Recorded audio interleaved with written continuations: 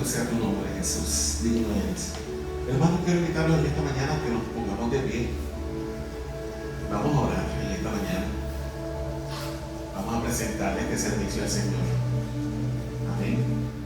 Hoy es el día del Señor, el día que hemos separado para glorificarle, para alabarle, para bendecirle, para engrandecerle. Y tomamos la decisión de gozarnos en el Señor en este día. No adoramos a Dios por sentimientos o emociones, adoramos a Dios porque Él es digno de ser en gran manera alabado. Él es un Dios santo, Él es un Dios bueno. ¿Cuántos vinieron a alabar al Señor en esta mañana? Amén. Hemos venido a glorificarle. Independientemente de cómo nos sentamos en esta mañana, hemos venido a glorificarle.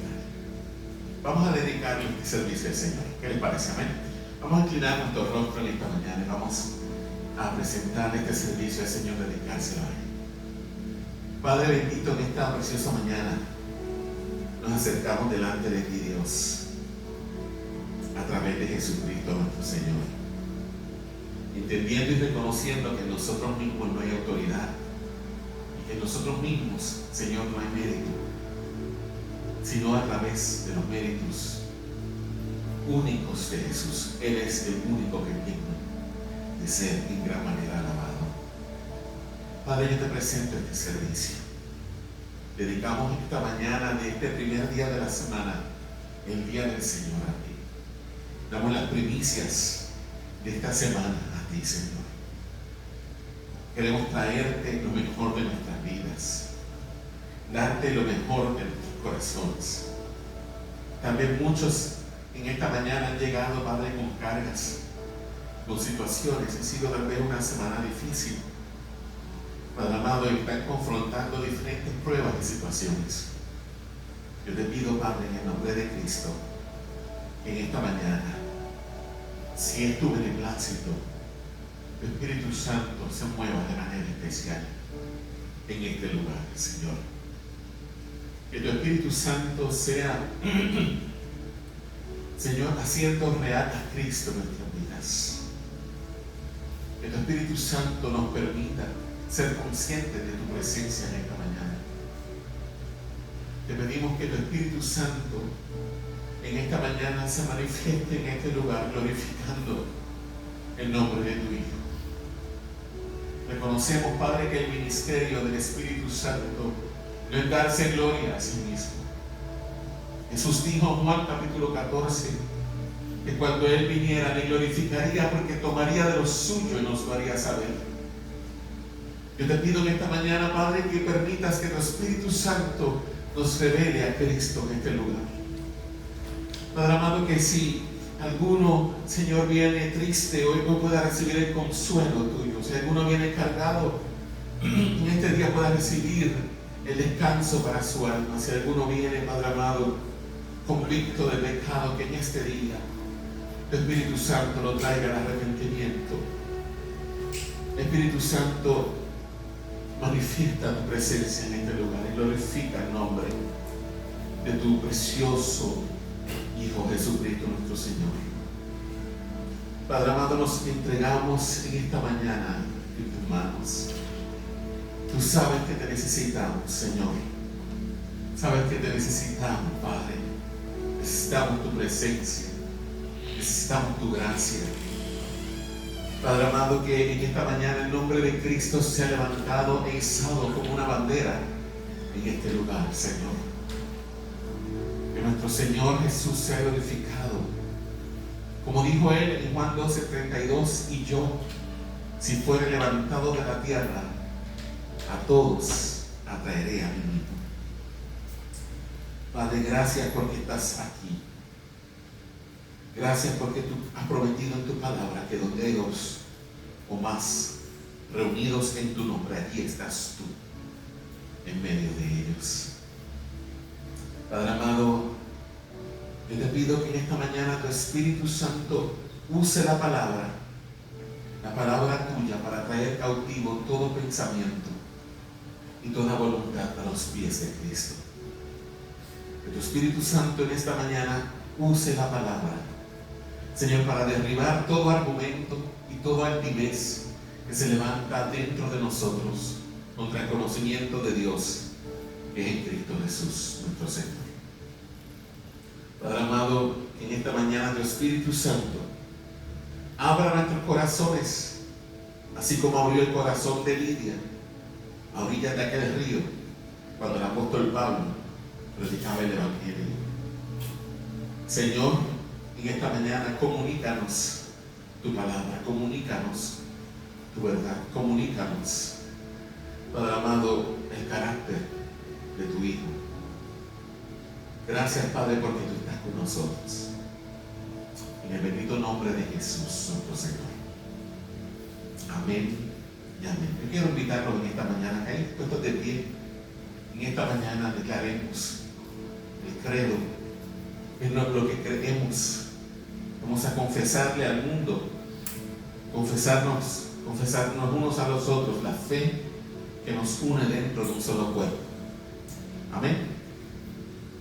En el nombre del Padre y del Hijo y del Espíritu Santo, creemos en un solo Dios, Padre Todopoderoso, Creador del cielo y de la tierra, de todo lo visible y lo invisible.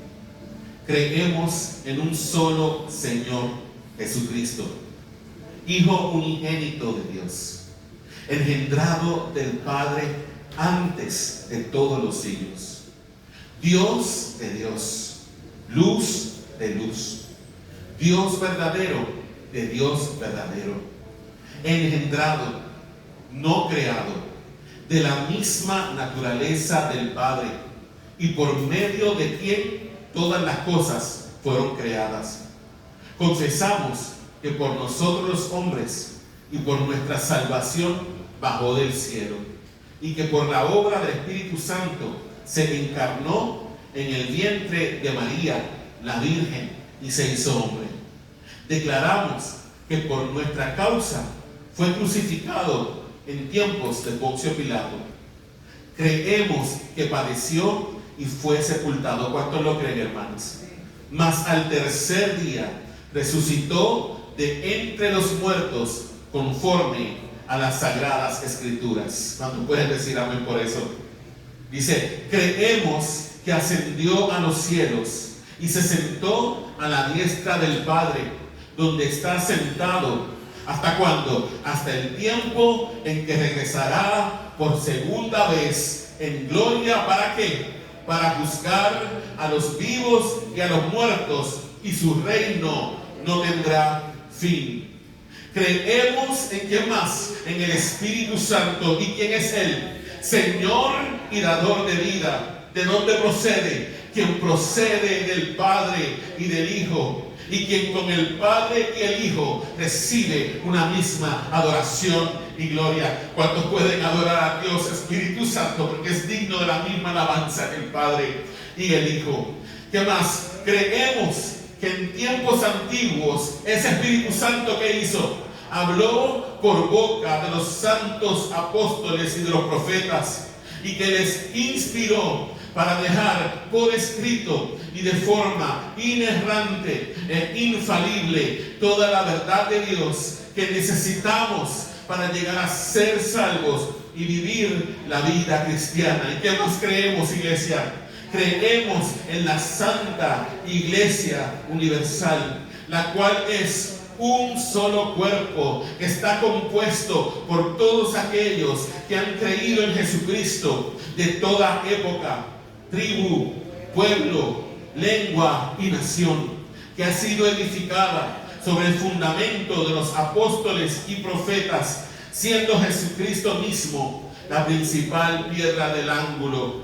Y confesamos que hay un solo bautismo por causa del perdón de nuestros pecados, y esperamos, ¿qué cosa? La resurrección de los muertos, así como cielos nuevos y tierra nueva, donde solo mora la justicia.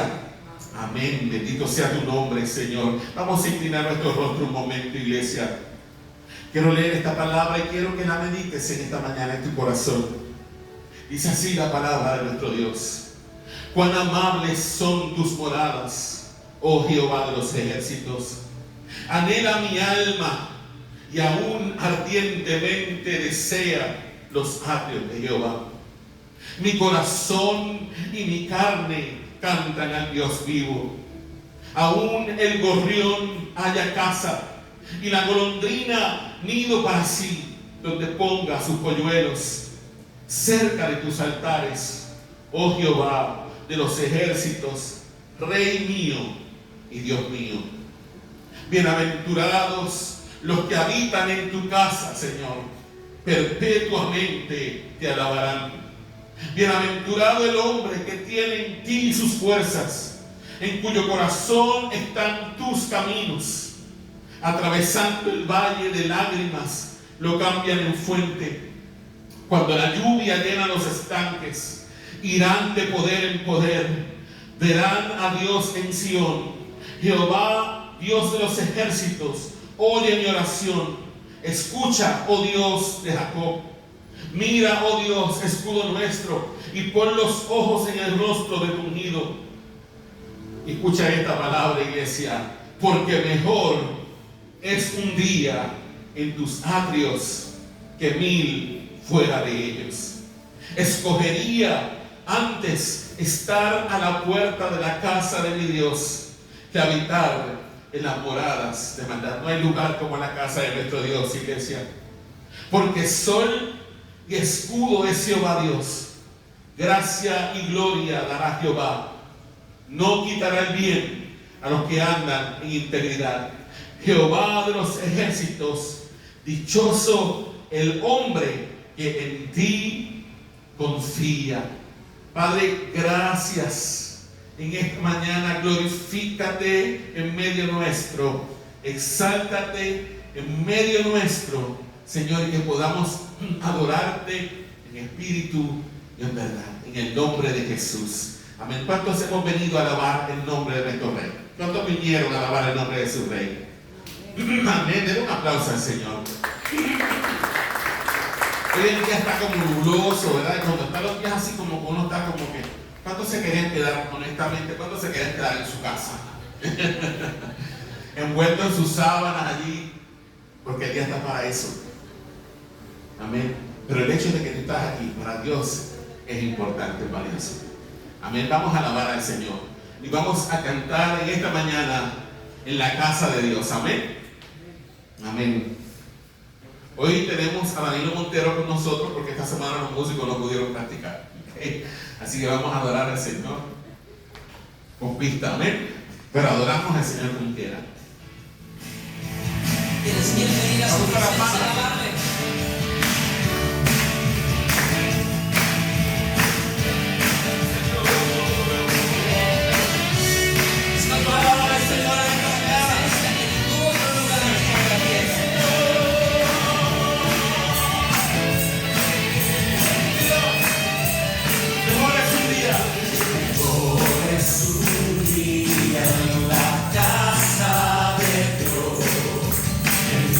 Años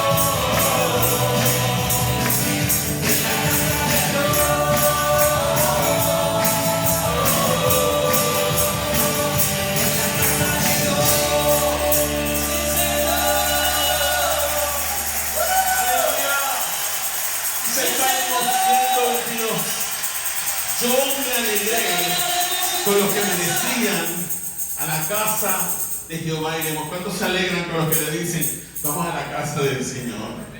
Amén. A la casa de Jehová iremos. Bendito sea su nombre. Iglesia, quiero que en este momento me acompañes un momento. Y allí, ¿cuántos de pie? Buscamos nuestra Biblia en la epístola de Pablo, la primera epístola de Pablo a los Corintios.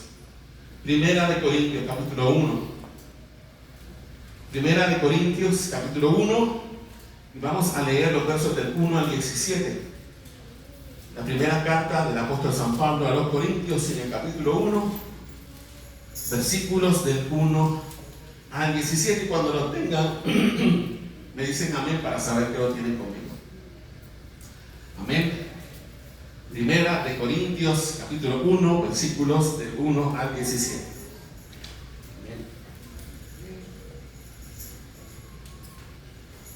Amén, lo tenemos todo, ¿verdad?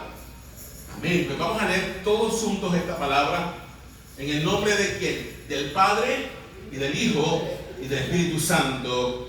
Amén. Todos juntos dice la palabra del Señor.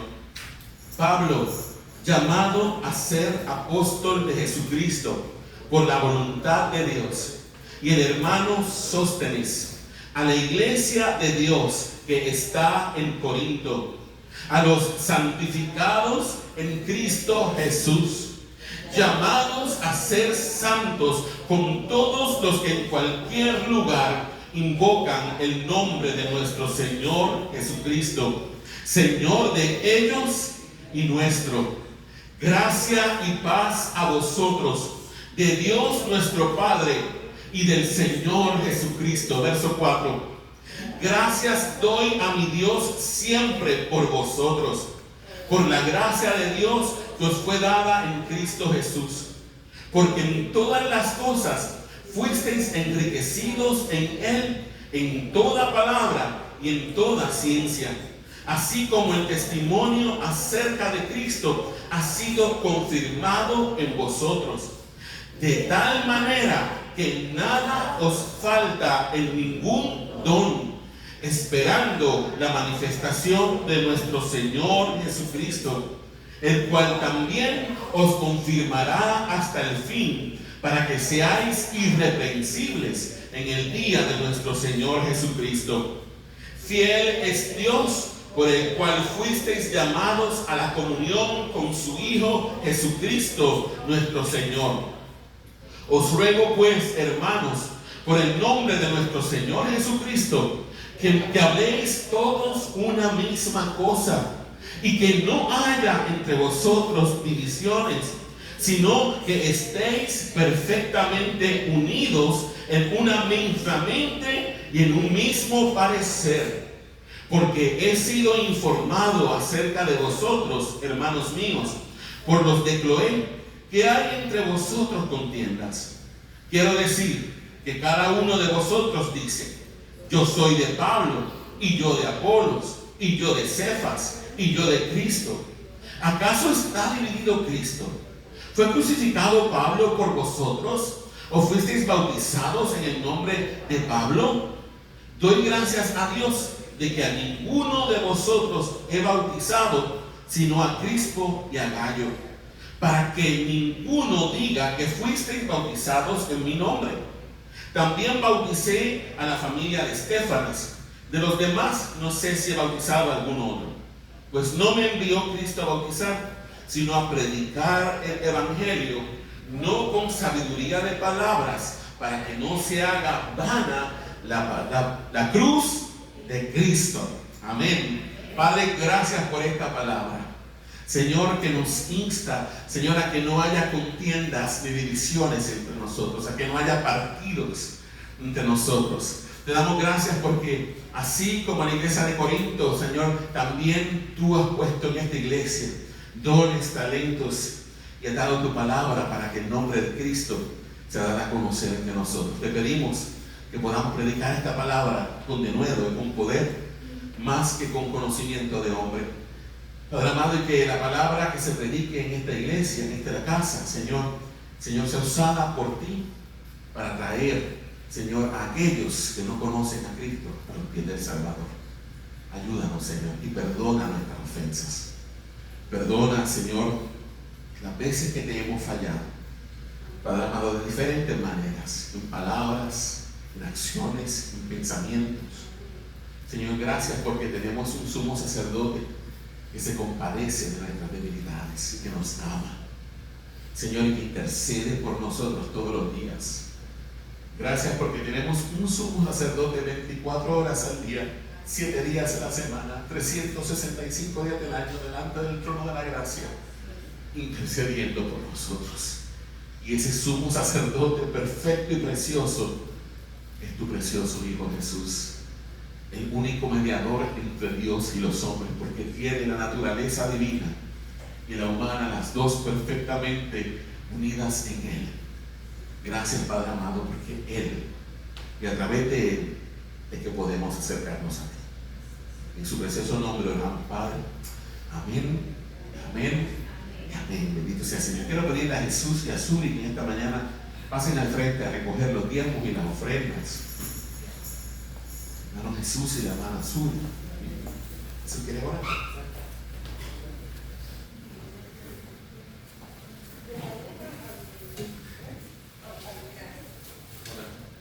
Padre, Señor, te damos cielo, te damos gracias, Señor, por este día nuevo que nos da vida, Señor. Vamos aquí, Señor, por honrar tu nombre, Señor, alabarte. Te pedimos, Señor, por estos días y ofrendas, Señor, que están aquí, Señor. Bendícenos y multiplícanos para tu reino. Amén. Te damos gracias, Hijo. Amén. Bendito sea el Señor. Amén. Vamos a ponernos de pie una vez más mientras los hermanos Suri y Jesús recogen la ofrenda. Y vamos a cantarle al Señor, te daré lo mejor de mi vida. ¿Cuántos quieren darle al Señor lo mejor de sus vidas en esta hora? Vamos a ponernos.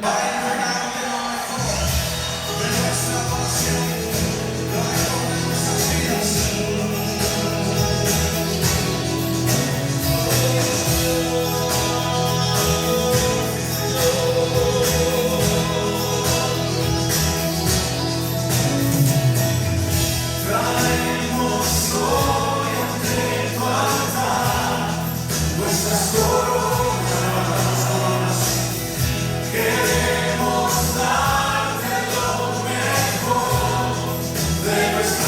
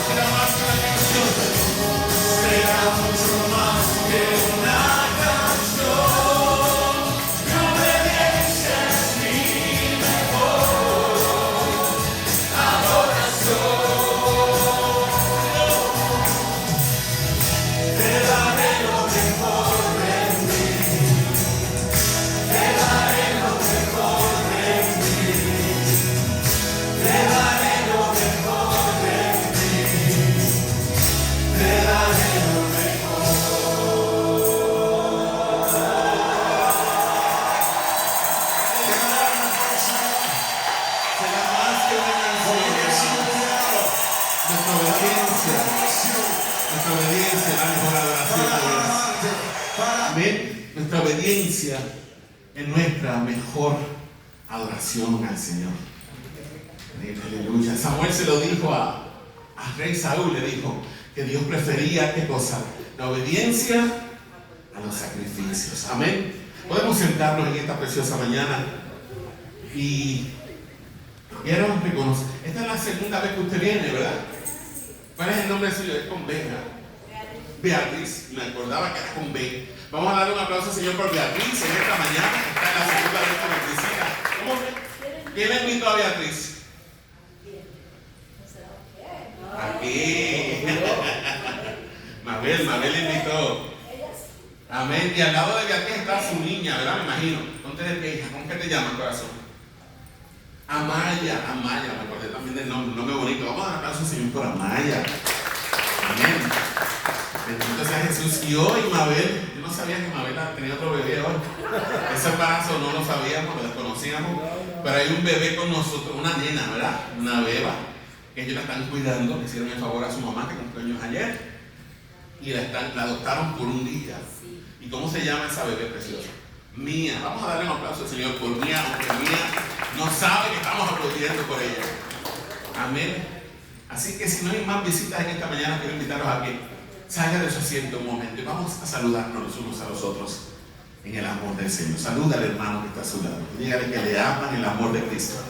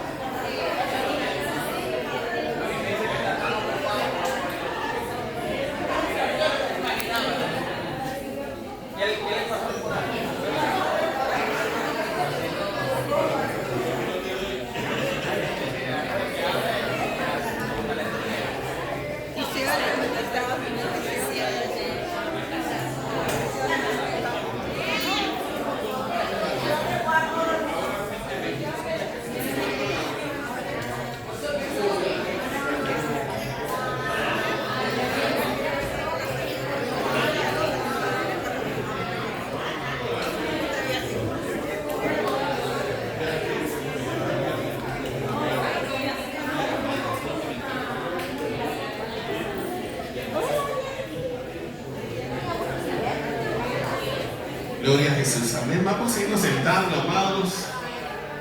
Hoy tenemos un día largo.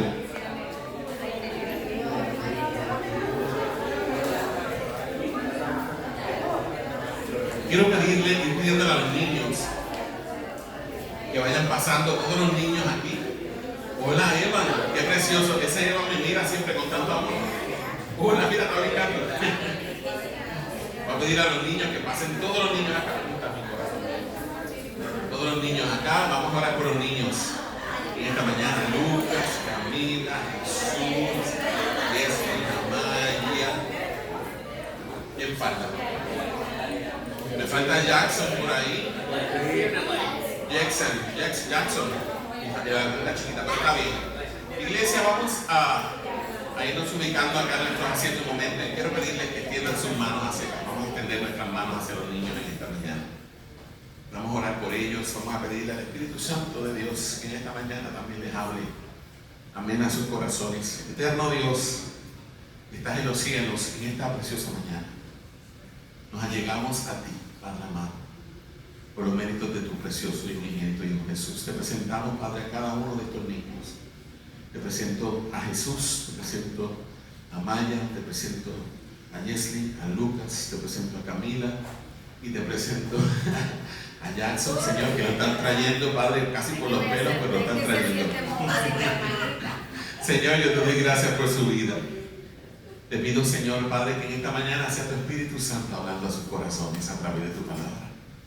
Yo te doy gracias por las maestras que ellos tienen, que cada semana con amor, Señor, se preparan. Aún siendo, Señor, personas ocupadas, sacan de su tiempo, Padre amado, para prepararse con amor, para poder trazar bien las Escrituras y enseñarle tu palabra a estos niños. Te pido, Padre, que tu Espíritu Santo tome las palabras de estas maestras. Señor, las palabras que realmente, Señor, vienen fundadas en la Escritura, Señor, y las use, Señor, para penetrar en lo profundo del corazón de estos niños, Padre amado, y que puedan entender las verdades del reino. Tu palabra dice, Señor, que en una ocasión el Señor Jesús, orando, dijo: te alabo, Padre, Señor del cielo y de la tierra, porque escondiste estas cosas de los sabios y de los entendidos, pero se las revelaste a los niños, Señor. Padre amado, yo te pido que el Espíritu Santo también les hable y los traiga a los pies de la cruz y haga de ellos hombres y mujeres, Señor, que te sirvan, que te amen y que te adoren el resto de sus días. En el nombre de Jesús, Padre. Amén y amén. Bendito sea el Señor. Los niños pueden pasar a la clase bíblica en esta mañana. Amén. Mientras tanto, los adultos se quedan conmigo. Amén. Bendito sea nuestro Dios. Hoy no voy a tener traducción, siempre tengo a Benjamín, pero hoy voy a entrar en un tema un poquito complicado, ¿verdad? Un poquito tal vez escabroso, y tal vez necesito un poquito de tiempo para explicar ciertos conceptos. Y le pedí a Benjamín que si hoy podíamos evitar la traducción simultánea, pues que no había ningún problema, se lo pedí. Pero también fue de Dios, porque mire que está parido otra vez, oye, pero qué nena linda, no la había visto, es hermosa, es hermosa mía. Sí. Está hermosa. Así que Benjamín mismo esta mañana me dijo, porque después lo pensé de Benjamín, está bien, vamos a dar la traducción. Le dijo: no, pastor, mejor no, porque estoy parido. Adoptamos una niña. Y yo, ¿cómo? Adoptaron una niña, y no me dijeron nada. No, pero es que está ahí con la niña de su amigo, amén, de sus amigos. Amén. Así que, iglesia, hoy vamos a comenzar un nuevo tema. Estamos todavía dentro de la serie de cómo la iglesia debe lidiar con esos hermanos a los que consideramos menos dignos y decorosos. Y vamos a hablar acerca de un tema que es un poquito difícil para muchos de tragar, y el tema de la disciplina eclesiástica, la disciplina en la iglesia. ¿Debe la iglesia disciplinar? ¿Debe la iglesia disciplinar a un miembro que está en pecado activo, que no ha tenido arrepentimiento? Durante las últimas 24 semanas, porque eso es lo que yo había dicho que eran 30 y pico, no, hermano, me equivoqué, gracias a Dios, menos de eso, casi medio año.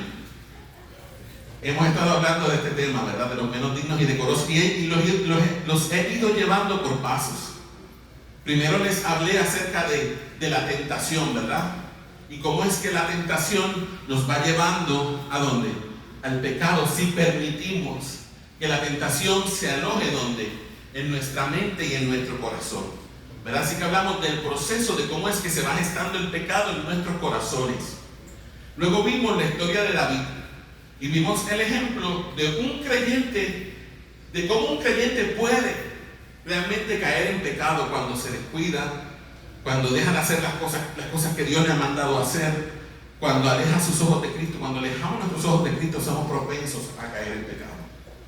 Vimos las consecuencias del pecado de David y vimos también qué cosa, la restauración de David, de cómo Dios lo restauró.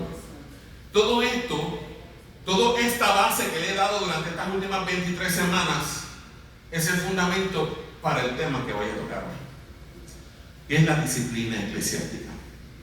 Y para este tema no voy a usar la versión Reina Valera, voy a usar la Nueva Traducción Viviente, porque la Reina Valera a veces es un poquito, por su lenguaje, uno tiende como a tropezar en muchos conceptos. Así que decidí usar una versión un poquito más simple que la Nueva Traducción Viviente. No tienen que buscarlo en su Biblia, lo pueden leer directo de la pantalla. Vamos a ponernos de pie en esta mañana, en reverencia a la palabra del Señor y al Señor de la palabra. Y vamos a leer 1 Corintios, capítulo 5, versículos del 1 al 13, pero esta vez no es la Reina Valera. Vamos a leerlo de la pantalla, ¿ok? Que es la Nueva Traducción Viviente. Yo sé que todos aquí tenemos la Reina Valera de 60 porque es la Biblia estándar que casi todos usamos. Y honestamente yo la prefiero, porque me parece más autoritativa. Es más, a veces yo creo que cuando Dios habla igual que la Reina Valera. Y Dios dice, vosotros sois. No, pero Dios no habla así, ¿ok? Dios nos habla en un lenguaje que podamos entender. Y cuando los autores de la Biblia escribieron la Biblia, la hablaron en un lenguaje que la gente podía entender, ¿ok? Así que vamos a leer todos juntos esta palabra en el nombre del Padre y del Hijo y del Espíritu Santo. Y en la Biblia Nueva Traducción Viviente, el título de este pasaje es Pablo condena el orgullo espiritual. Vamos a leer todos juntos esta palabra, a la 1, a la 2 y a la 3, que dice: me cuesta creer lo que me informan acerca de la inmoralidad sexual que hay entre ustedes, algo que ni siquiera los paganos hacen. Me dicen que un hombre de su iglesia vive en pecado con su madrastra.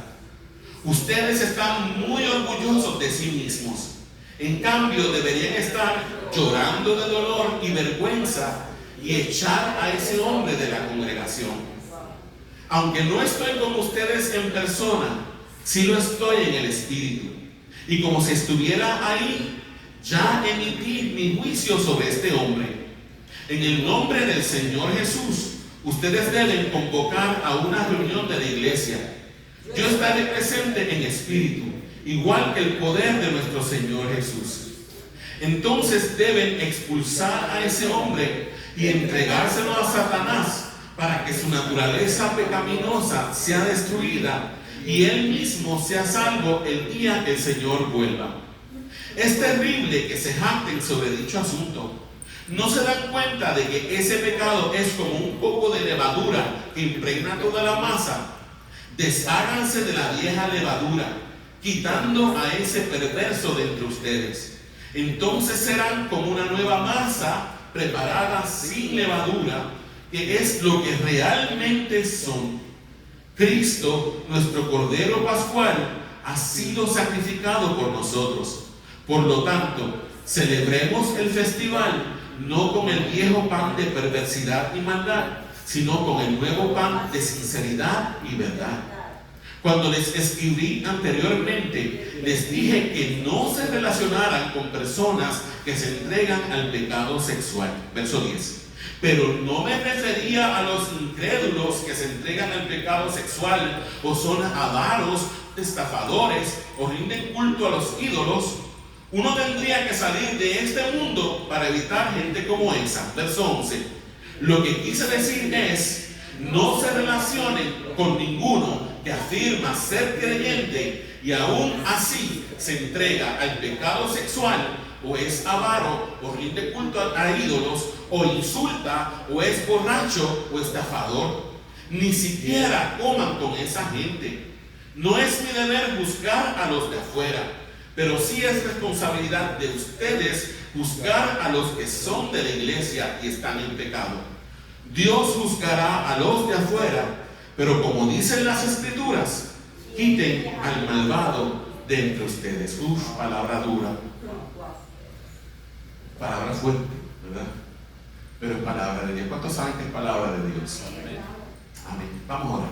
Padre eterno, en esta hora pedimos que tu Espíritu Santo nos ayude en esta mañana a mí a poder transmitir tu verdad en amor y en gracia, Señor, pero sin tratar de evadir lo que tu palabra dice, y a mis hermanos que les ayudes a entender lo que tú quieres decirnos a través de esta palabra. En el nombre de Cristo Jesús oramos, Padre. Amén. Podemos sentarnos en esta mañana. Hermanos, como les dije, en la mañana de hoy vamos a entrar en un tema que para la iglesia contemporánea es un tema bastante escabroso, ¿ok? Y es el tema de la disciplina de la iglesia. Ahora, ¿por qué es importante, hermanos, que toquemos este tema? Porque es parte del proceso de cómo la iglesia debe lidiar con aquellos miembros del cuerpo que se encuentran en la práctica activa de pecados que traen vergüenza y deshonra al cuerpo de Cristo. Dale para atrás, Pablo. Esa no es todavía. Ahí, esa sí. Que traen vergüenza y deshonra al cuerpo de Cristo, pero sin arrepentimiento. Ahora, vuelvo y repito, vamos a leerlo todos juntos. ¿Por qué es importante este tema, hermanos? Todos juntos. Porque es parte del proceso de cómo la iglesia local debe lidiar con aquellos miembros, y miren qué grande se los puse, miembros que se encuentran en la práctica activa de pecados que traen ¿qué cosa? Vergüenza y deshonra. ¿A quién? Al cuerpo de Cristo. Pero hay algo importante con estos hermanos que se dicen ser miembros. ¿Qué pasa con ellos? Y que no dan muestras de un genuino arrepentimiento. ¿Está aquí conmigo? Este tema es importante por esa razón. Próxima diapositiva. Hermanos, en una era donde las personas se ofenden por todo y donde piensan que las reglas, las normas y los valores absolutos coartan la libertad de las personas, este tema de la disciplina de la iglesia o de la disciplina eclesiástica no es un tema popular.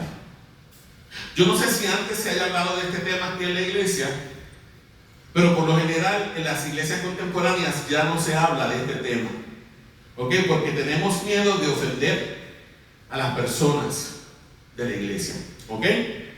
Ahora, hermanos, nosotros vivimos en medio de una generación de cristal que piensan que porque no estamos de acuerdo con sus estilos de vida o sus maneras de actuar, eso significa que los odiamos o que somos poco tolerantes. ¿Cuántos han escuchado ese término?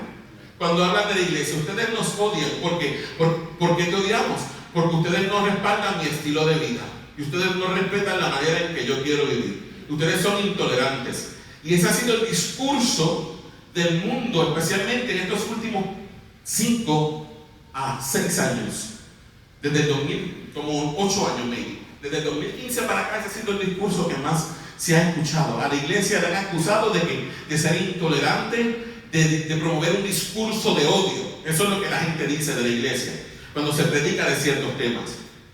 Hermanos, vivimos en una época donde la fe cristiana es vilipendiada o despreciada, y donde la fe cristiana ha sido atacada con comentarios beligerantes o violentos. Este tema definitivamente puede causar controversia incluso dentro de esta congregación en esta mañana. Y yo creo que no llegamos hoy ni a 40 personas, pero esta palabra puede causar controversia dentro de muchos de los que están aquí, ¿ok? Así que yo lo reconozco. Así que estoy entrando en este tema, hermanos, con pie de plomo, porque estoy entrando en un campo minado, ¿ok?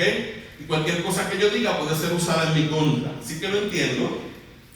Así que les pido en el nombre de Jesús que por favor abran su mente y abran su corazón y reciban esta palabra en amor, porque estoy tratando de comunicarla en el mayor amor posible y la gracia. Estamos hasta aquí, iglesia. Próxima diapositiva también. Hermanos, lamentablemente la iglesia del siglo XXI, el tiempo que nos ha tocado vivir, ha sido fuertemente influenciada por el postmodernismo y su relativismo moral y religioso, al punto que hemos llegado a pensar que tolerar el pecado dentro de nuestras filas es sinónimo de amar a las personas. Vivimos en un tiempo en que la gente dice que la verdad es que relativa. Te van a decir, no, esa es tu verdad, pero no es mi verdad. Mi verdad es distinta a la tuya. Hermano, eso tiene lógica. ¿Puede haber tal cosa como tu verdad y como mi verdad? No. Eso es una contradicción de plano. Existe la verdad y existe la mentira. Y los cristianos nos regimos por este libro que es nuestra norma de fe y de conducta, y que decimos que aquí está contenida toda la verdad de Dios que necesitamos saber, entender y creer para ser salvos y vivir la vida cristiana. ¿Lo entienden, verdad? ¿Cuántos dicen amén por eso? ¿Cuántos verdaderamente creen eso? Porque puede ser que haya alguien aquí que diga no. Como decíamos en la clase de la semana pasada, en la clase bíblica, puede ser alguno que diga no, este libro contiene las palabras de Dios, pero no es la palabra de Dios. ¿Ok? Así que yo soy el que determina que de lo que está dentro de este libro es verdad y que no. ¿Ok? Pero nosotros no creemos eso. Desde ya se lo digo de plano. La postura de esta iglesia es que nosotros creemos que este libro es la palabra de Dios. Si usted no cree eso, usted tiene las puertas de la iglesia abiertas para irse a una congregación que realmente se amolde a lo que usted piensa. ¿Me está entendiendo? No estoy votando a nadie, simplemente le estoy diciendo la verdad.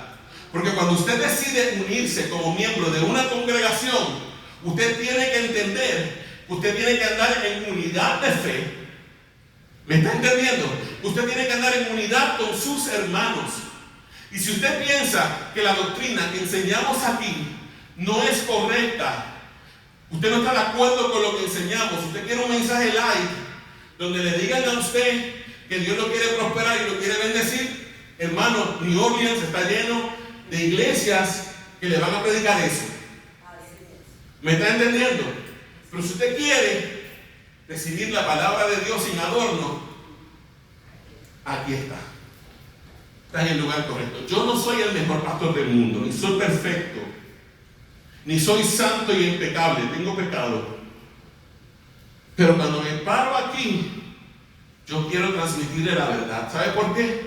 Porque yo voy a rendirle cuentas a Dios por cada palabra que yo haya dicho desde aquí. Y soy responsable por su alma.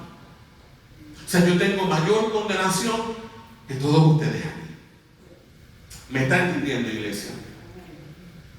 Hermanos, los pastores y los cristianos en general, esto es una actitud general de la iglesia. Escuche esto: los pastores y los cristianos en general no nos atrevemos a llamar al pecado por su nombre por temor a ofender a alguien dentro de la iglesia. Hoy día, como vivimos en la generación de cristal, la iglesia se cuida de decir ciertas cosas por no ofender. ¿Por qué? Porque vivimos en una cultura de cancelación. Si tú dices cualquier cosa que va en contra de lo que predica este sistema del mundo, te cancelan. Y te hacen una guerra que te hacen pintar a ti como el malo de la película.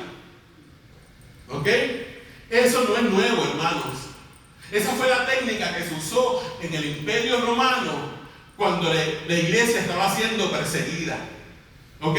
Pintaban a los cristianos para que usted entienda, porque nosotros ahora, como tenemos conocimiento de la historia y vemos hacia atrás, y vemos a los mártires de la iglesia y decimos, oh, yo quisiera ser como ¿qué mártir de la iglesia? Como estos padres de la iglesia que fueron quemados por defender la fe.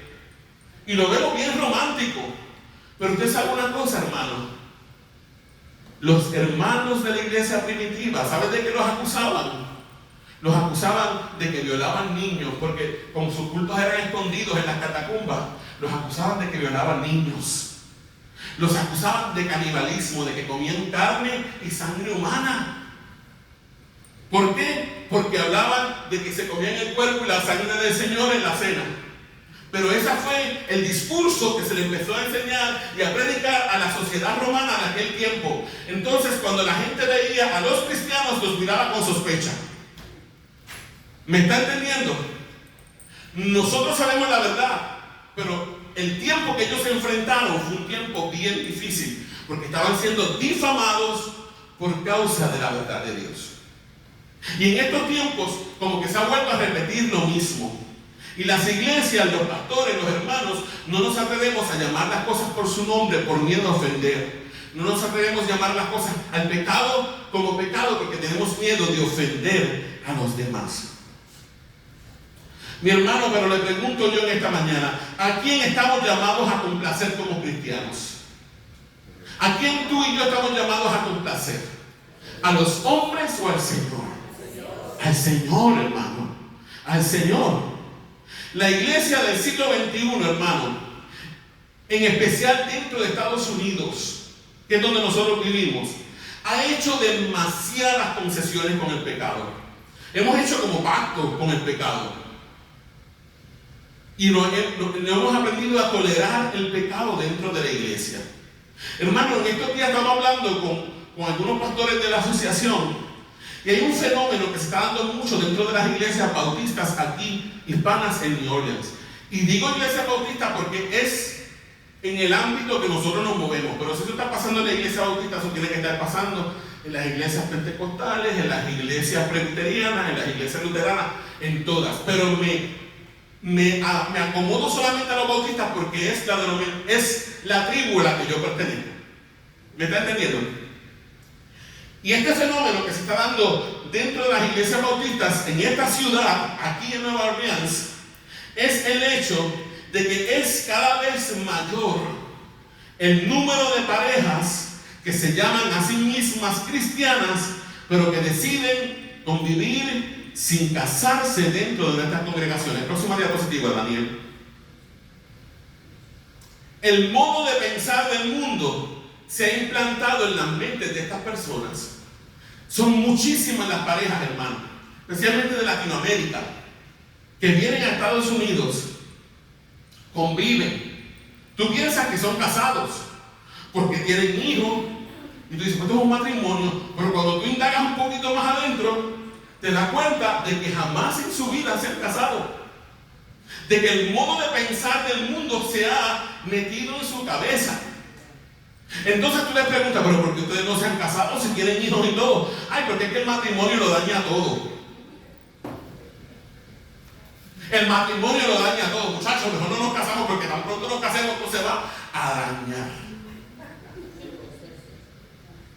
¿Y sabe qué es eso, hermano? Eso es miedo al compromiso. Porque usted piensa que porque usted no está casado, no tiene ninguna obligación con esa otra persona.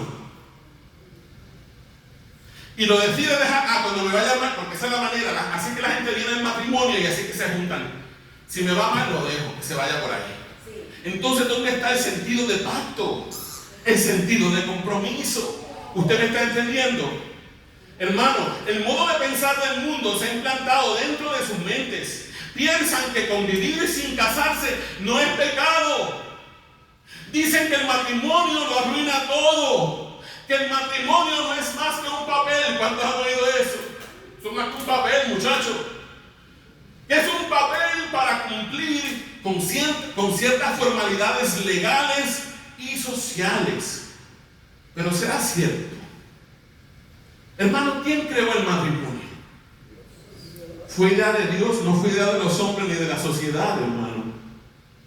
Nosotros como iglesia hemos bajado los estándares de Dios para el matrimonio.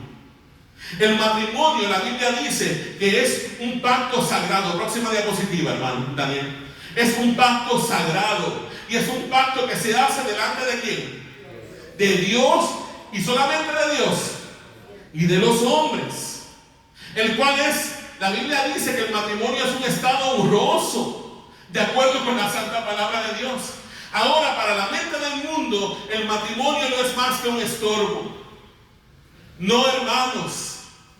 El matrimonio, y escucha esto por favor, el matrimonio es una figura y es una sombra que apunta y que señala al tipo de relación que Dios tiene con su pueblo. ¿Usted sabía eso? Ese matrimonio suyo que es imperfecto, que por la mañana hay veces que usted amanece y mira al marido y dice: ay, este hombre ya no apesta. Porque es normal esa relación, ¿verdad? Nos desgastamos. Pero usted sabe algo, que ese matrimonio suyo imperfecto, pero que usted sigue luchando por mantenerlo, porque sabe que tiene un pacto delante de Dios, es un tipo y una figura que apunta a la relación que Dios tiene con nosotros. ¿Usted sabía eso? Si usted lee el Antiguo Testamento, usted va a ver que Jehová siempre llama al pueblo de Israel que su esposa. Es mi esposa.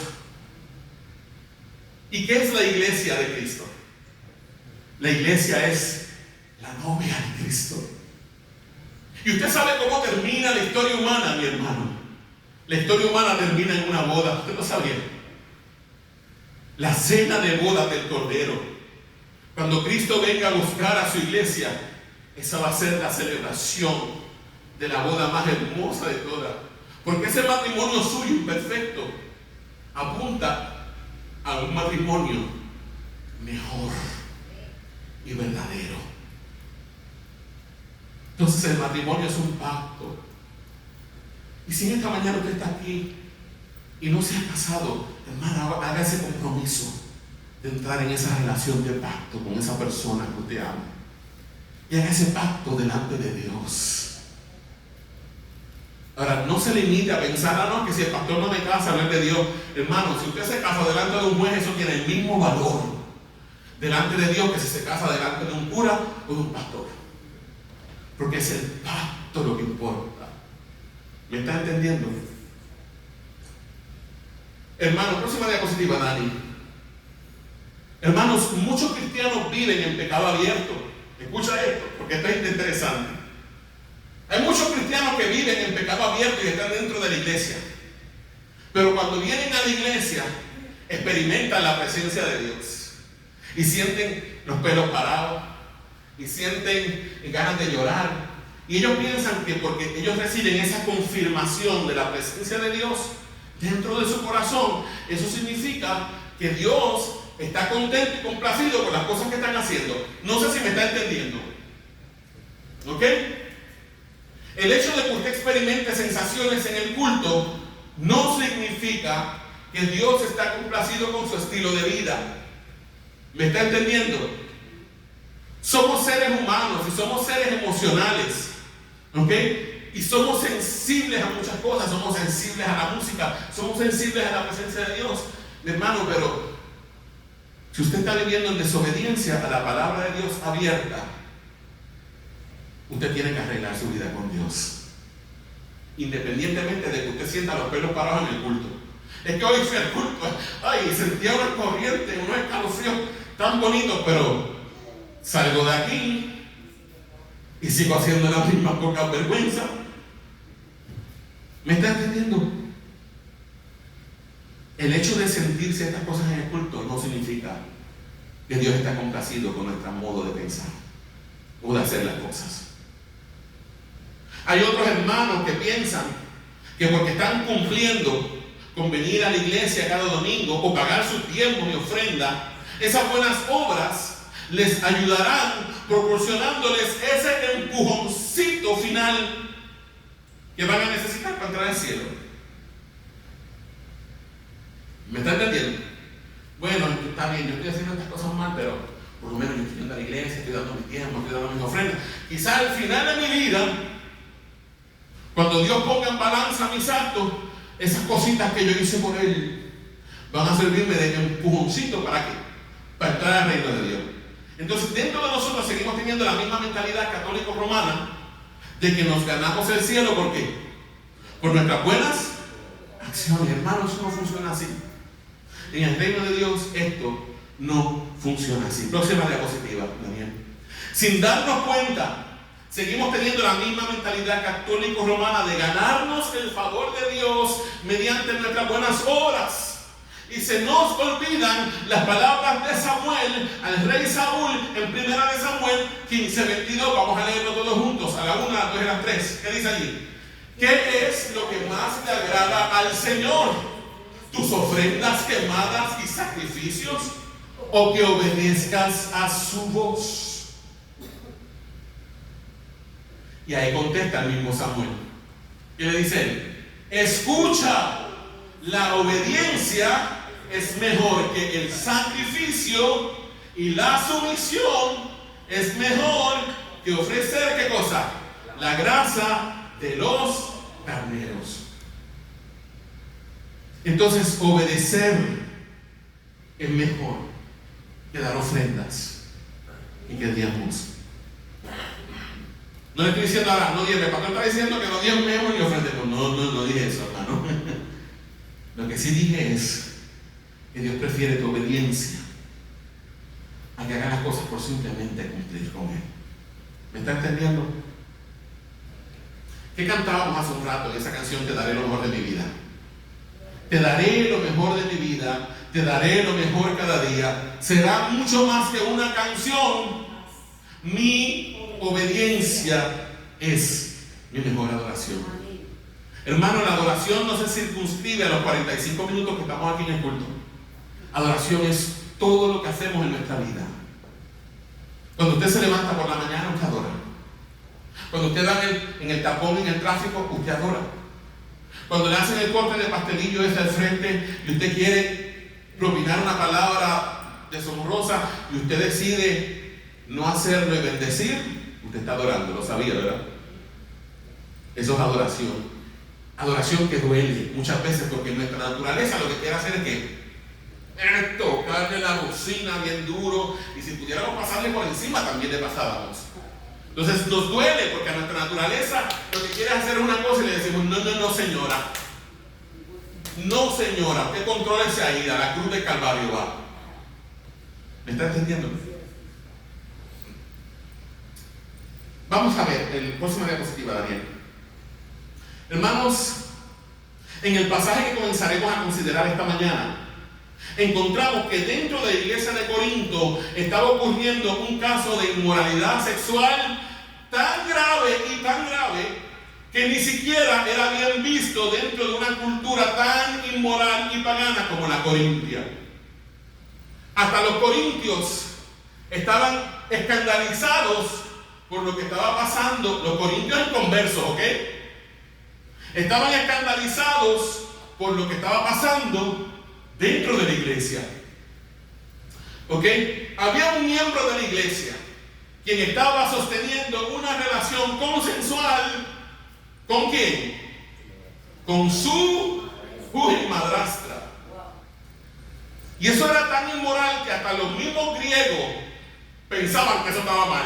Y esa gente, créanme, que eran inmorales. ¿Ok? Próxima diapositiva.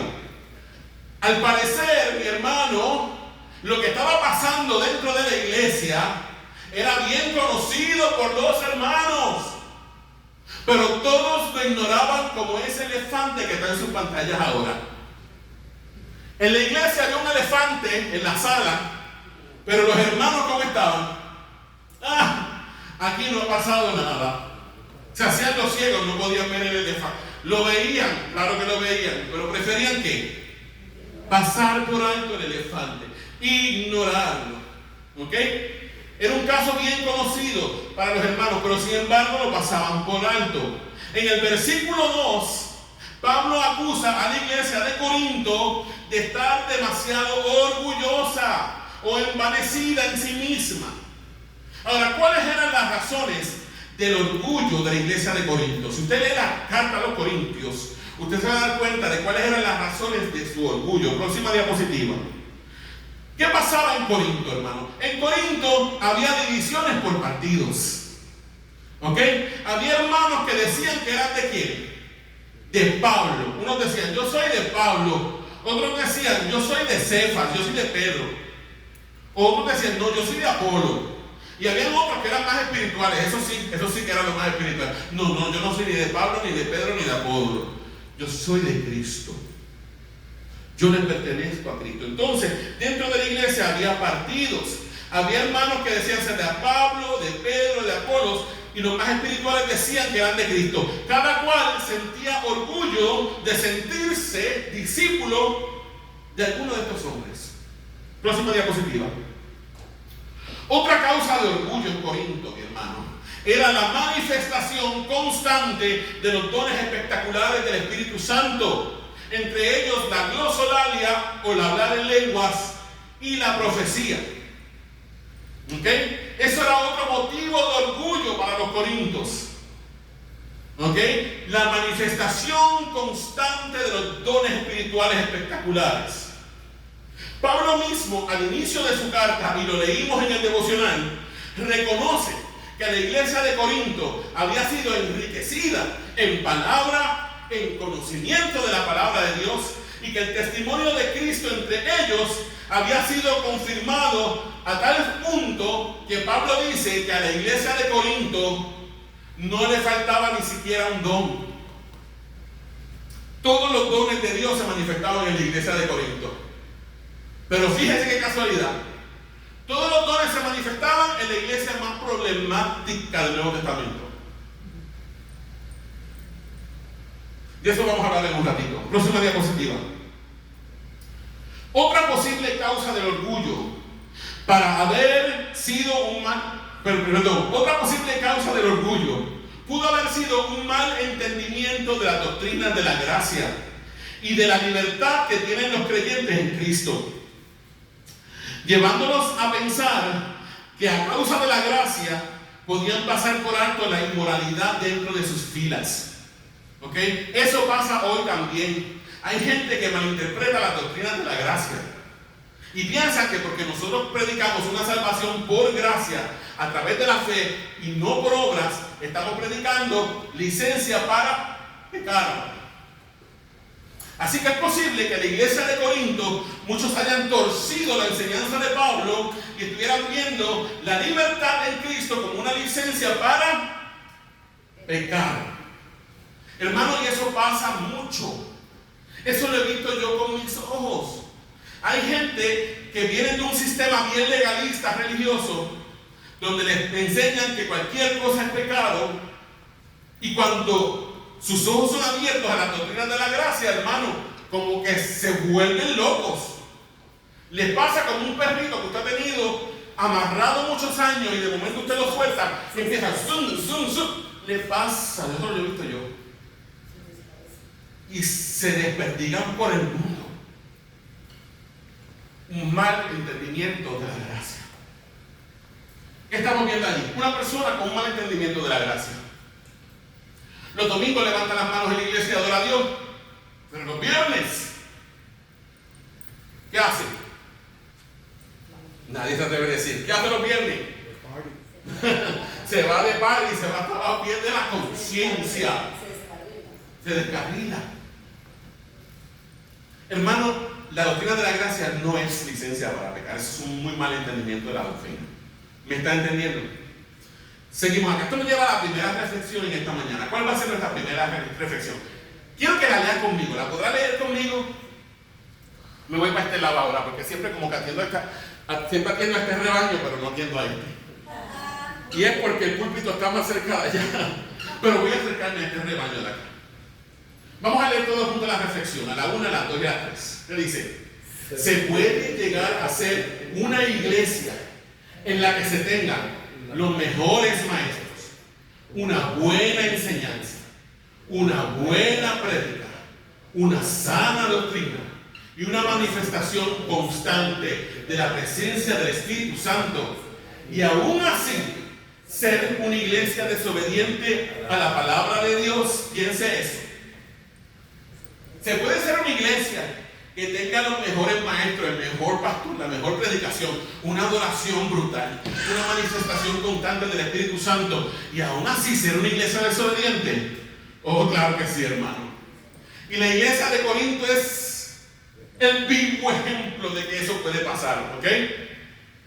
Hermano, tener una sana doctrina, escucha esto, tener una sana doctrina, tener buenos maestros, tener una buena prédica, ser una iglesia que está llena de talentos y de dones, una iglesia donde hay una manifestación del Espíritu Santo, no son señal de madurez espiritual. Escúchelo. No es señal de madurez espiritual.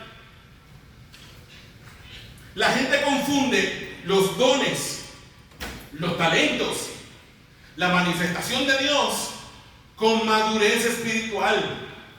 Pero Corinto era el vivo ejemplo de qué cosa, de que nada de eso es madurez espiritual.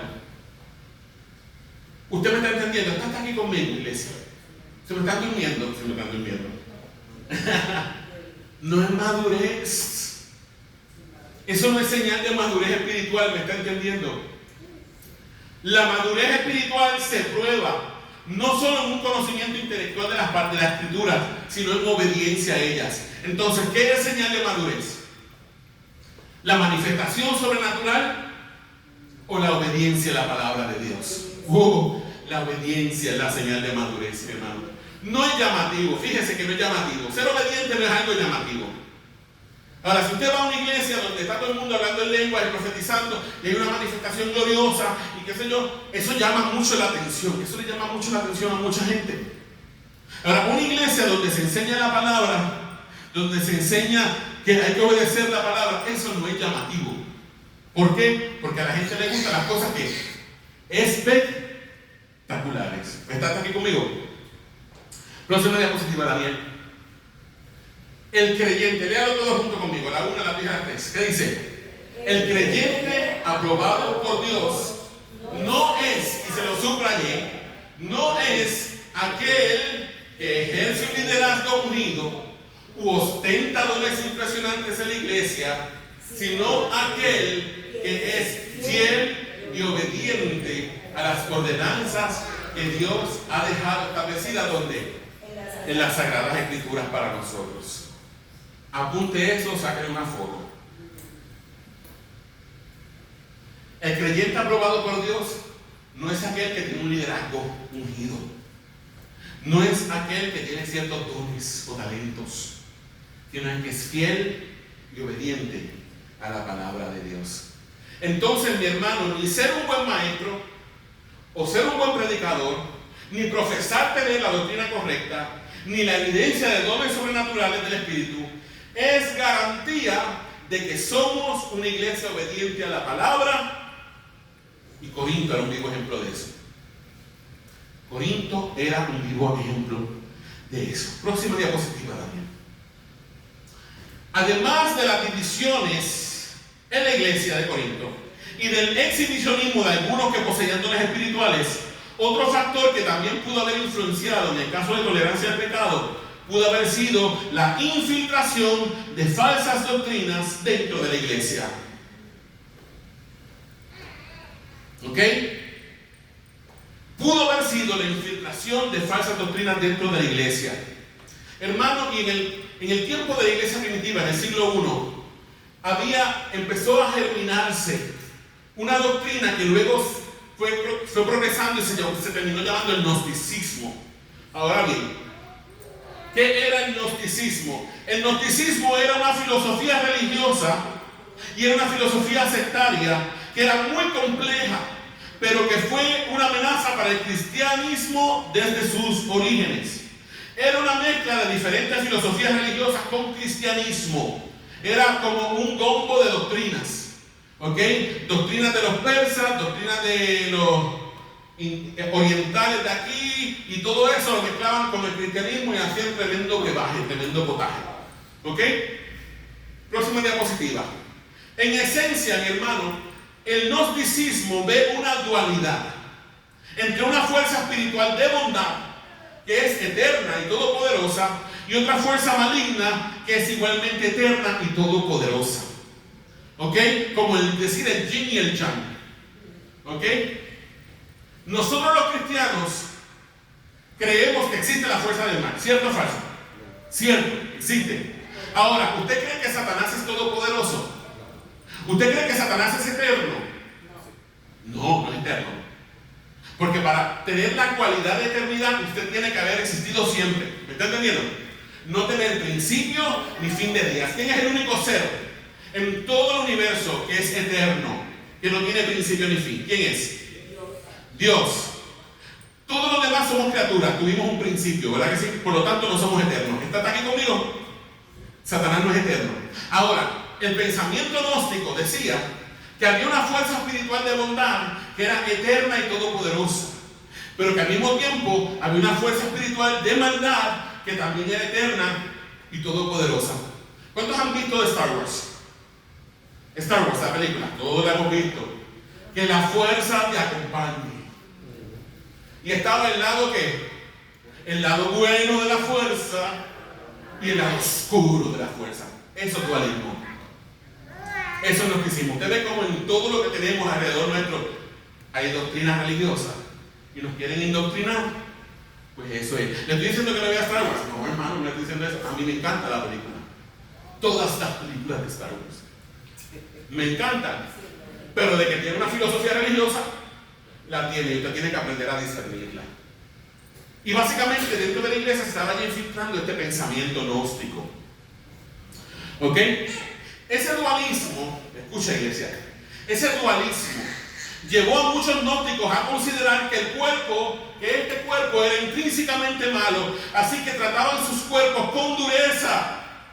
Se abstenían de casarse por no tener relaciones sexuales, se abstenían de comer, se privaban del sueño y de los placeres por considerarlos malos. Y se enfocaban solo en encontrar la comunión plena con Dios a través de la contemplación, los ayunos constantes, el duro trato del cuerpo y la vida monástica. Por eso es que la iglesia ya para el siglo II y el siglo III comienza a desarrollarse lo que eran los monasterios. Porque la gente que quería vivir una vida santa comenzaron a separarse de la sociedad y comenzaron a meterse dentro de monasterios. ¿Por qué? Porque era el pensamiento gnóstico, pero era la rama legalista del pensamiento gnóstico. Ahora, había una segunda rama del pensamiento gnóstico que no era legalista para nada. Acuérdense que los gnósticos hacían una diferencia entre lo material y lo espiritual. Para ellos todo lo material es malo, pero todo lo que es espiritual es ¿qué? Bueno. ¿Ok? Los que llevaron una vida ascética y monástica eran los legalistas. Pero habían otros que eran liberales, eran libertinos, pero eran los mismos, pensaban lo mismo. Ellos decían que como el cuerpo era para los placeres y el mal, que estaba bien, entregaban sus cuerpos al pecado y a los placeres, porque eso al final no afectaba ¿qué? Su espíritu. ¿Me está entendiendo? Porque con el espíritu ellos podían seguir acercándose a Dios y contemplando las cosas de Dios, mientras que con su cuerpo podían seguir haciendo lo que les daba la gana, y eso no iba a afectar en nada su vida espiritual. ¿Lo están viendo? Entonces es posible que esta segunda rama del gnosticismo se haya infiltrado dentro de la iglesia. Y hubiera personas dentro de la iglesia de Corinto que pensaran que podían entregarse al pecado, pero que eso no iba a afectar en nada que la condición de su espíritu. ¿Está hasta aquí conmigo, iglesia? Ahora, sea cual sea el caso, el apóstol Pablo acusa a la iglesia de Corinto de haber pasado por alto el hecho de que uno de los miembros de la iglesia estaba en pecado activo y sin arrepentimiento. Ahora, ¿cuál era? Voy a terminar pronto. La próxima diapositiva, Daniel, no me va a dar chance de terminar todo esto hoy. Ahora, ¿cuál era el ambiente cultural que rodeaba la iglesia de Corinto? ¿Dónde estaba ubicada la iglesia de Corinto? ¿Dónde? Escuchen. En Grecia, muy bien. La iglesia de Corinto estaba ubicada en Grecia, pero específicamente ¿en qué ciudad? En Corinto. Hermano, por eso es que el libro de Corintios se llama Corintios, porque fue escrita a los creyentes que se encontraban donde, en la ciudad de Corinto. Ok, ¿cuál era el ambiente que rodeaba a la iglesia de Corinto? Hermano, el ambiente general de la ciudad de Corinto era un ambiente de inmoralidad. Ok, era un ambiente de inmoralidad. Se rendía culto al sexo en todas sus formas. Al punto, y escucha esto, al punto que muchas veces cuando la gente quería involucrarse en situaciones licenciosas y pecaminosas, ¿saben lo que decían? Vamos a corintianizar. ¿Ok? O sea que corintianizar era sinónimo de que de envolverme en cuanta cosa perversa hubiera. Vamos a corintianizar. ¿Usted se imagina eso? Perversidad. En Corinto se encontraba el templo de la diosa griega Afrodita, que era la diosa del amor y la fertilidad. Y Afrodita era la patrona de la ciudad de Corinto. ¿Me está oyendo? La patrona de la ciudad de Corinto era la diosa Afrodita. Ellos le entregaron la ciudad Afrodita. ¿No les recuerda eso en otros países? Que siempre hay una santa patrona y un santo patrón. De allá viene, hermano. De ahí vienen esas herencias de nosotros.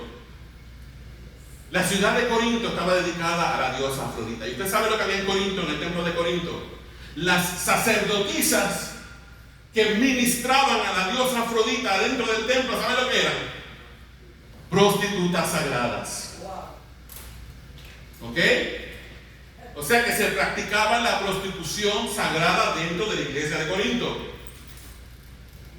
Entonces la iglesia de Corinto había nacido en medio de una cultura pagana y perversa. ¿Me está entendiendo? Ahora, Dios había escogido a estos hermanos de la iglesia de Corinto para que fueran ¿qué? ¿Para qué Dios permitió que naciera una iglesia en Corinto? ¿Para que fueran qué? Para que fueran tinieblas en medio de la ciudad. ¿Para que fueran tinieblas en medio de una ciudad que ya estaba oscura? ¿O para que fueran luz en medio de una ciudad que estaba oscura por el pecado? ¿Qué ustedes piensan? Para que fueran luz. Entonces Dios colocó la iglesia de Corinto allí para que fueran luz en medio de una cultura inmoral. Sin embargo, ¿qué pasaba? Muchos de los hermanos que estaban dentro de la iglesia habían salido de esa cultura.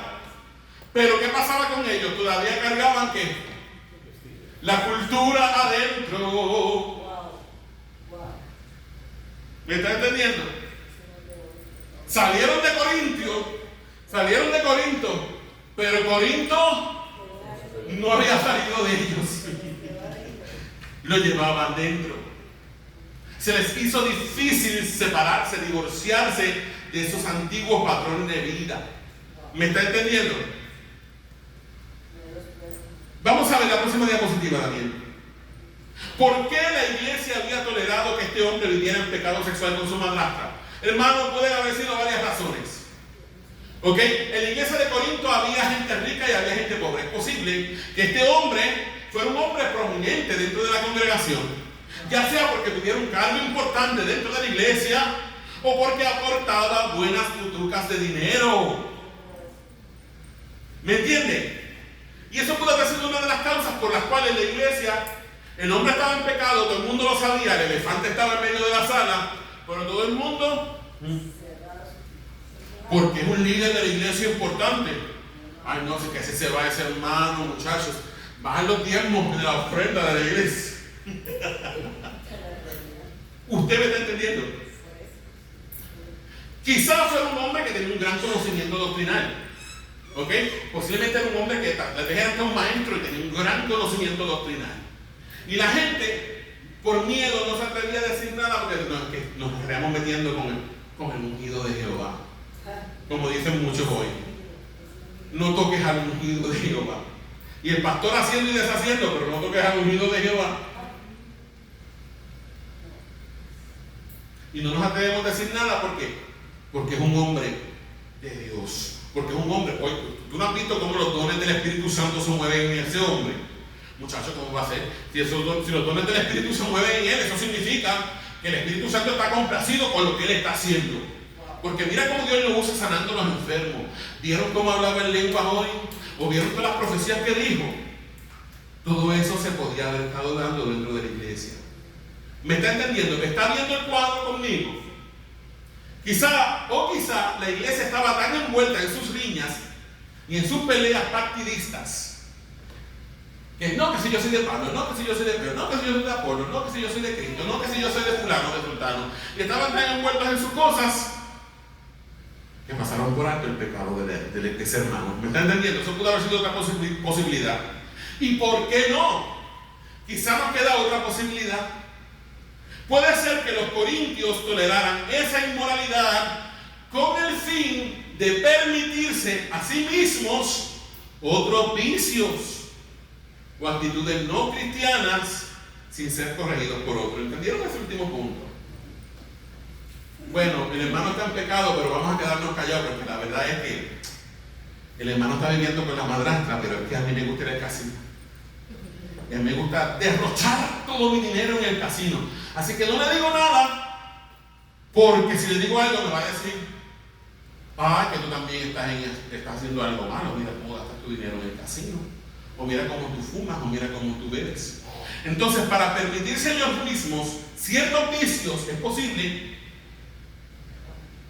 que se quedaron como calladitos. Esto nos lleva a la segunda reflexión de esta mañana, y con esta reflexión yo creo que vamos terminando también. Vamos a reflexionar en esto. ¿Quieren leer esa reflexión conmigo?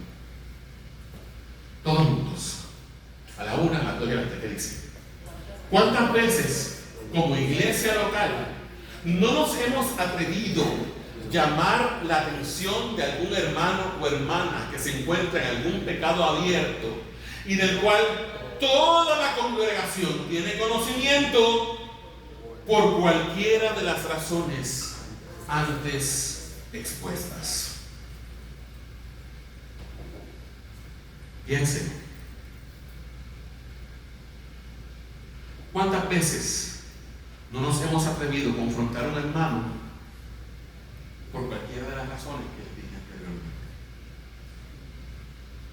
Cuando hablamos de pecado abierto, no nos referimos solo a algún tipo de inmoralidad sexual, mi hermano, sino también a otras faltas serias como robo, engaño, fraude, escándalos, disensiones, divisiones dentro de la iglesia, chismes, borrachera, murmuración, mal testimonio con los de afuera, o incluso la propagación de falsas doctrinas dentro de la iglesia.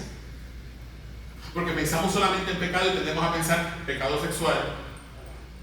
No, hay otros pecados que también son detestables delante de Dios: la murmuración, el chisme, el engaño, el robo, el fraude. Y muchas veces permitimos que todas esas cosas pasen dentro de la iglesia y nos quedamos callados por cualquiera de las razones antes mencionadas. Quizá el tal hermano o hermana es un buen diezmador y tenemos miedo de que si le confrontamos por su falta se nos vaya de la iglesia y con él se llegue los diezmos. Quizás un hermano con un cargo importante en la iglesia y nos sentimos atemorizados de cuestionarle por sus faltas, pensando que quizá el tal hermano puede tomar represalias contra nosotros y dividirnos en la iglesia. Es que si le decimos algo nos divide la iglesia. Porque la divida, que se lleve a los hermanos. Es más, ¿usted sabe qué? Que se los lleve, que la divide y se los lleve. ¿Sabe por qué? Porque está limpiando la iglesia de las cabras. ¿Usted me está entendiendo? Usted me está entendiendo, y Dios permite esas cosas dentro de la iglesia para limpiar la iglesia, para limpiar la congregación. Porque no todos los que están son. ¿Qué dijo Jesús? Que dentro del campo que es la iglesia había trigo, ¿y qué más había? Cizaña. Y dentro de la iglesia hay ovejas, ¿y qué más hay? Cabras. Jesús lo dijo. Hay ovejas y cabras en la iglesia. Entonces, muchas veces este tipo de situaciones pasan para revelar el corazón de los que no son. ¿Usted me está entendiendo? ¿Está aquí conmigo? Tal vez tenemos miedo de perder a este hermano porque es un muy buen recurso para la iglesia. Y necesitamos sus dones espirituales y las capacidades que tiene. Mira para allá, qué tremendo líder. Quizás un hermano muy talentoso y pensamos que si lo cuestionamos nos va a dejar cojo tal o cual ministerio de la iglesia. Y esto se da mucho, ¿sabes dónde, hermano? En los ministerios de adoración de las iglesias. No estoy hablando de esta iglesia, estoy hablando en general. Le pasamos por alto los pecados al pianista. Ay, porque es que si le decimos algo se nos va al pianista. Y qué lindo toca, y qué función tan poderosa se derrama cuando ese hombre empieza a tocar las negras y las blancas. Y él toca, y es que cuando él toca a mí se me paran los pelos. Ay, yo siento la presencia de Dios y yo quiero llorar y yo tiemblo. Y si le digo algo se me va el pianista de la iglesia. Cosa linda, mami. ¿Estás entendiendo? Hoy no ha habido amén, ni gloria a Dios, ni aleluya. Tampoco lo esperaba. Pero es parte de esto. ¿Me está entendiendo? Hermanos que no se quieren someter a la palabra de Dios. Y piensan que el pastor dice las cosas por ellos. No. Hermano, yo puedo saber cosas de usted, yo no voy a predicar en contra de usted nunca. ¿Sabe por qué? Porque si predico en contra de usted, tengo que predicar en contra mía.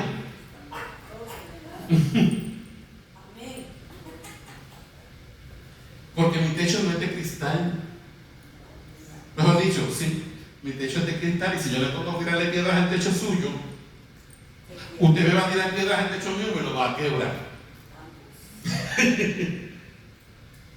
Entonces yo trato de regirme solamente a predicar lo que la palabra de Dios enseña. Y a veces esa palabra corta para allá, pero a veces corta para acá. Porque preparando esto también Dios me habla. Y me dice, oye chico, que tú vas a predicar eso, pero tú también estás en eso.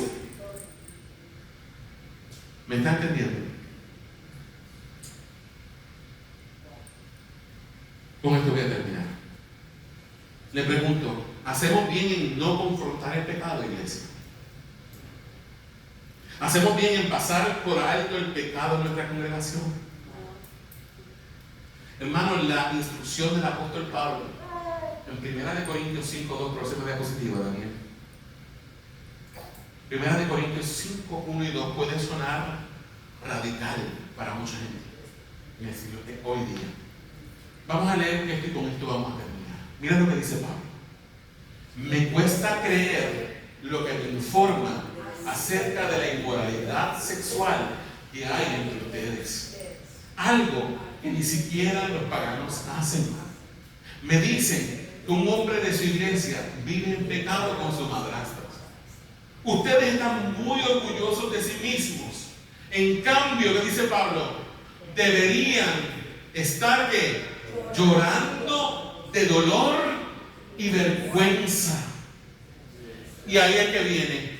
Y echar a ese hombre de la congregación. Eso tal vez lo oímos nosotros hoy. La verdad que ese Pablo, qué exagerado ese Pablo, Dios mío. Qué hombre tan recalcitrante.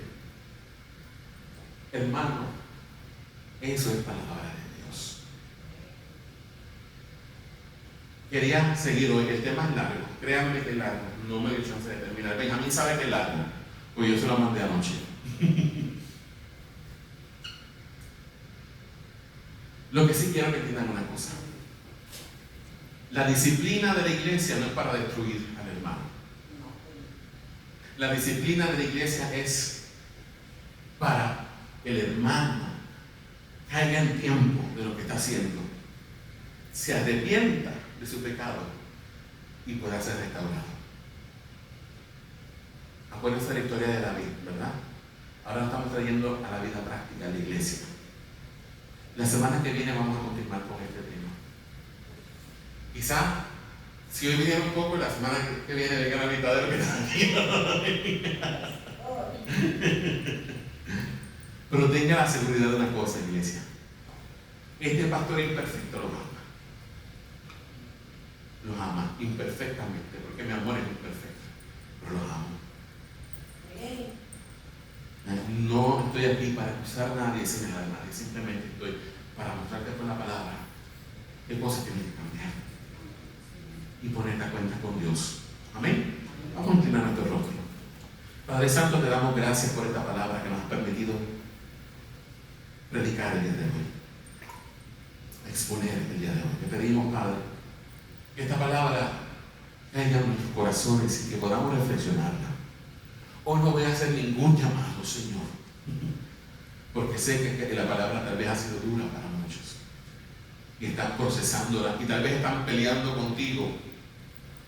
Y puede que estén peleando conmigo también, Señor, pero al final yo solamente traigo el mensaje tú, pero el mensaje lo mandas tú, no yo. Así que peleen contigo, Señor. Porque si son tus hijos, tú los vas a traer al arrepentimiento. Señor, ayúdales a poder asimilar esta palabra. Te lo pedimos en el bendito nombre de Jesús. Amén.